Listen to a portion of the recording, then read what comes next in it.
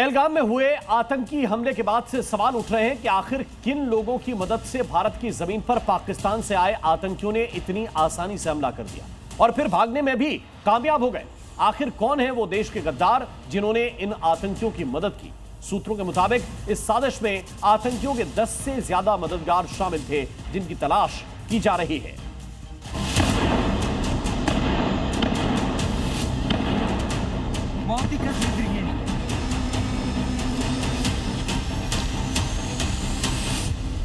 आतंकियों पर प्रहार, नहीं बचेंगे मददगार।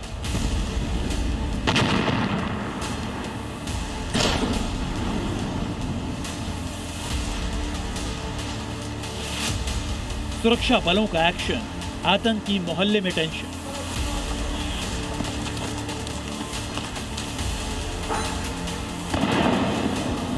पहलगाम हमला पाकिस्तान की सोची समझी साजिश का नतीजा है, लेकिन इस हमले को सीमा पार से आए आतंकियों ने इतनी आसानी से कैसे अंजाम दिया? ये सवाल हर तरफ उठ रहे हैं। सेना की वर्दी पहने, हाथों में हथियार लिए, टूरिस्ट प्लेस पहुंचे और फिर एक एक कर 27 लोगों को गोलियों से भून दिया।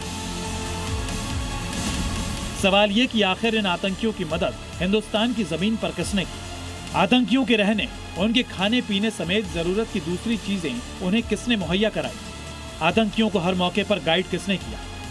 आखिर कौन थे वो लोग जिन्होंने हिंदुस्तान में रहते हुए गद्दारी की और पीठ में छुरा घोंपा? सूत्रों से मिली जानकारी के मुताबिक पहलगाम हमले में आतंकियों के 10 से ज्यादा मददगार शामिल थे। भारत में रहने वाले ये ओवरग्राउंड वर्कर आतंकियों के संपर्क में थे। ये आतंकियों से एन्क्रिप्टेड ऐप के जरिए लगातार बात कर रहे थे और आतंकियों को जरूरत की हर चीज इन्हीं मददगारों ने मुहैया कराई। इन्होंने आतंकियों को छिपाया भी और फिर भागने में उनकी मदद भी की।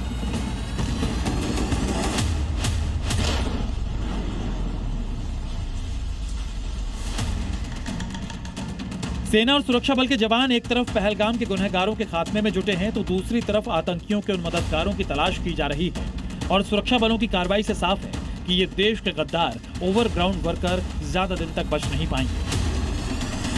हर दूसरे दिन नया खुलासा होता दिख रहा है और आज एक बड़ा खुलासा हुआ है, जिसमें ये बात सामने आई है कि जिस वक्त हमला आतंकवादी कर रहे थे उस वक्त 10 OG से ज़्यादा OGWs जो है एनक्रिप्टेड ऐप्स के ज़रिए उनके साथ जुड़े हुए थे, उनसे चैट कर रहे थे, उनसे बातें कर रहे थे।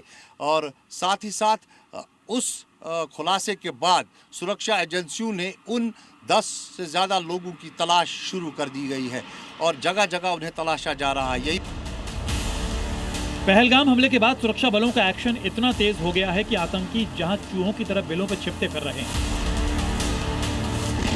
वहीं उनके मददगारों के पैरों के नीचे की जमीन खिसक गई है। ये ओवरग्राउंड वर्कर अपनी जान बचाकर भागते फिर रहे हैं, लेकिन अब इनके छिपने के ठिकाने खत्म हो चुके हैं। सुरक्षा बल न सिर्फ आतंकियों के मकान गिरा रहे हैं, बल्कि उनके मोहल्लों में मौजूद एक एक मकान की तलाशी भी ली जा रही है, जिससे वहां टेंशन का माहौल है।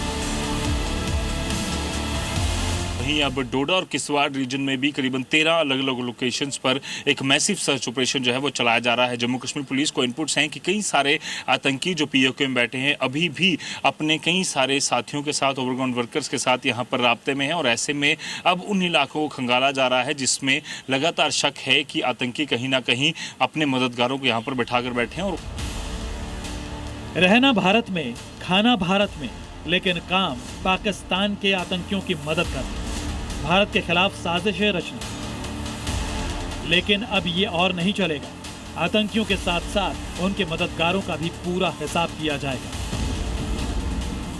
जम्मू कश्मीर से खालिद हुसैन और रजत बोहरा के साथ ब्यूरो रिपोर्ट, जी मीडिया।